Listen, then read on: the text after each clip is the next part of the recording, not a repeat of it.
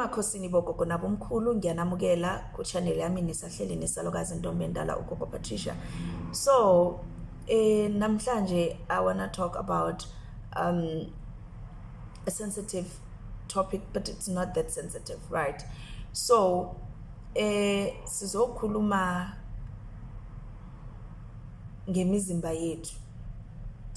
We know ukuthi imizimba yethu itempeli likaNkulunkulu, right? Itempele likaNkulunkulu, and imizimba yethu ifanele ihlale ihlanzekile mihla namalanga. Abantu abadala nabo bayahlala emzimbeni. That's why most of you you would have back pains, you will have inkinga yebeletho, you would have severe headaches, nizoba nenkinga yeinyawo, amazinyo, you know, izandla being painful, wrists, like it depends ukuthi wena abantu bakho bahleliphi, yabona. So yingakho fanele ubalungisele ukuthi bahlale kahle, bahlaliseke emzimbeni wakho, bangadli kuwena, bangakulimazi, yabo. Because with me ngikhule nginama severe abdominal pains, like abdominal pains, and I didn't understand ukuthi bengenzakalani, bewangiphatha ngize ngikhali inyembezi ngazi ukuthi ngenzeni.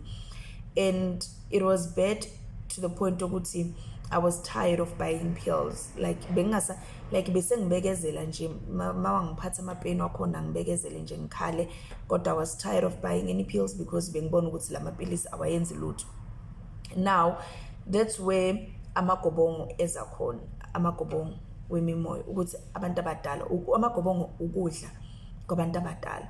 So wena mawudla igobongo kusuke kudla bona, bayadla bese basuthe bahlaliseke.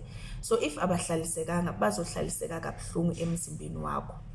I don't know if you understand, but I don't want to make the video too long. Ngizoyigcina khona la. But anyways, thank you so much for tuning into my channel. Ngiyanethanda emakhosini lesedi khanya kamako ndawuwe.